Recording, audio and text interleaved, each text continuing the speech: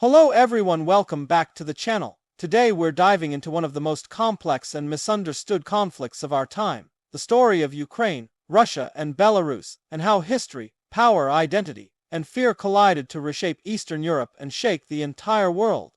To understand this conflict, we have to go back before tanks, missiles, and headlines. This story begins with shared roots. Ukraine, Russia, and Belarus all trace their origins to Kievan Rus, a medieval state centered around present-day Kiev. For centuries, this shared past was used to argue unity, but it also planted the seeds for future disputes over identity and control. As empires rose and fell, these lands were pulled in different directions. Ukraine often found itself divided between powerful neighbors, while Russia expanded east and west, building a centralized empire. Belarus, meanwhile, developed under strong external influence, with less space to shape an independent national path. These historical experiences created very different political cultures and expectations. The 20th century changed everything. After the Russian Revolution, Ukraine and Belarus were absorbed into the Soviet Union. Officially, they were equal republics, but real power was concentrated in Moscow. Borders existed on paper, yet decisions were made centrally, and dissent was tightly controlled. For Ukraine, Soviet rule was especially traumatic. Policies like forced collectivization and political repression left deep scars. Millions died during the Holodomor famine in the 1930s, an event many Ukrainians see as a deliberate attempt to crush their nation. This memory never disappeared, even when it was forbidden to talk about it. Belarus experienced repression too, but its national movement was weaker, and Soviet identity became more deeply rooted. Russian language and culture dominated daily life, and over time, many Belarusians came to see close ties with Russia as normal or even necessary. When the Soviet Union collapsed in 1991, everything shifted overnight. Ukraine and Belarus became independent states, while Russia suddenly lost control over vast territories it had ruled for generations. For many Russians, this wasn't just a political loss, it felt like a historical injustice. Ukraine moved quickly to assert its independence. It gave up the nuclear weapons left on its territory in exchange for security guarantees, believing that sovereignty and international law would protect it.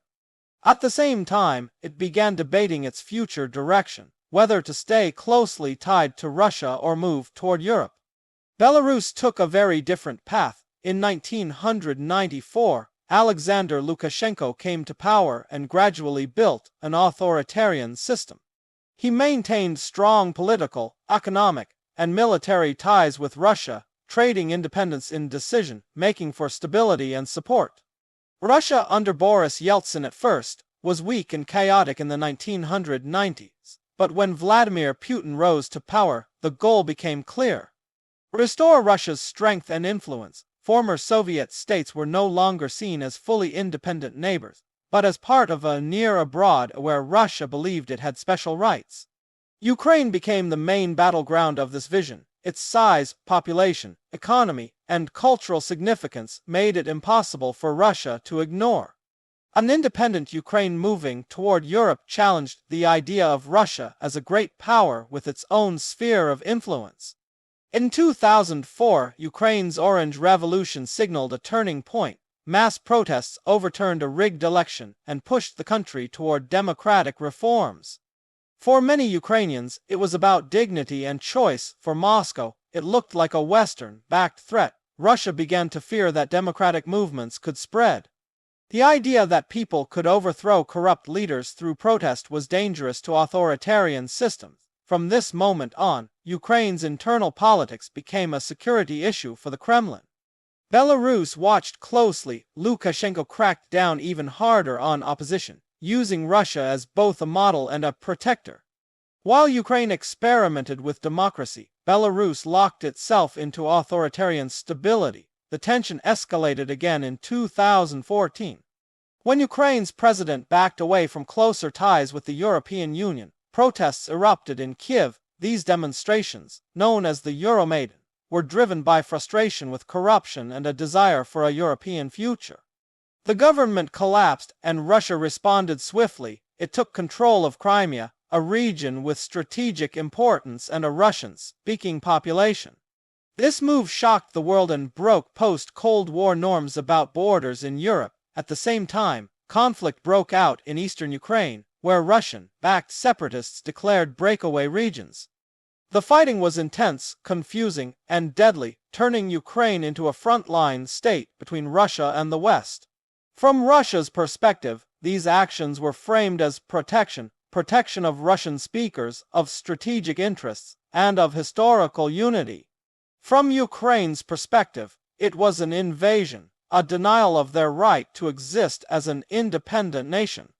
Belarus played a quieter but important role. It officially supported peace and even hosted negotiations, but it remained firmly aligned with Moscow. Its economy, military, and security services were deeply intertwined with Russia's. Years passed, but the conflict never truly froze. Ukraine strengthened its army, deepened ties with Western countries, and slowly reduced dependence on Russia. Each step increased Moscow's sense of threat. By 2021, Russia's leadership openly questioned Ukraine's legitimacy as a state. The argument was no longer just about NATO or security, but about history and identity. Ukraine, in this narrative, was portrayed as an artificial creation that belonged within Russia's orbit. Belarus became increasingly important in this context. After massive protests against Lukashenko in 2020, the Belarusian leader depended more than ever on Russian support to stay in power. This dependence reduced Belarus's freedom to act independently. When Russia launched its full-scale invasion of Ukraine, Belarus's territory was used as a staging ground.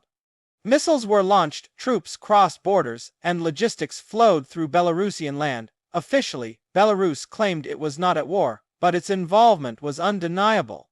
For Ukraine, this meant fighting on multiple fronts. For Russia, Belarus provided strategic depth.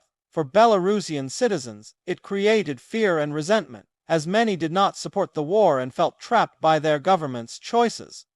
The war reshaped identities even further. Ukrainian national identity grew stronger under pressure, uniting people across language and regional lines. Russian identity became more tied to opposition against the West. Belarusian identity entered a painful crisis, caught between resistance and repression. Internationally, the conflict exposed deep divisions. Western countries supported Ukraine with aid and sanctions against Russia. Russia turned toward other partners and framed the conflict as part of a global struggle against Western dominance. The human cost was enormous. Families were displaced, cities were damaged, and generations were marked by trauma. Beyond the battlefield, economies suffered, global energy markets were shaken, and food security became a worldwide concern. What makes this conflict so hard to resolve is that it's not just about territory, it's about competing visions of the future. Ukraine wants the right to choose its alliances and system. Russia wants recognition as a great power with a decisive voice in its neighborhood. Belarus wants stability, but at the cost of true sovereignty. History is used as a weapon in this struggle. Each side selects memories that justify its actions. Shared roots become claims of ownership. Past suffering becomes a reason for present aggression. Understanding Ukraine, Russia, and Belarus means understanding that none of this happened overnight. It's the result of centuries of shifting borders, decades of Soviet rule, and years of unresolved tensions after independence. The conflict also shows how fragile peace can be when power, fear, and identity collide. Agreements on paper mean little without trust. Guarantees fail when leaders believe force is more effective than diplomacy. As the war continues to shape Eastern Europe, the future remains uncertain. What is clear is that Ukraine's place in the world has changed forever. Russia's relationship with its neighbors and the global system has been fundamentally altered. Belarus faces a choice between deeper dependence or a difficult path toward genuine independence. This story is still being written. Its outcome will influence not only Eastern Europe, but the global order for years to come. Understanding the full story helps us see beyond headlines and slogans, and reminds us that history, once ignored, has a way of returning with enormous force. Thank you for watching, and if you found this explanation helpful, make sure to stay curious, question narratives, and keep learning about the world beyond the news cycle.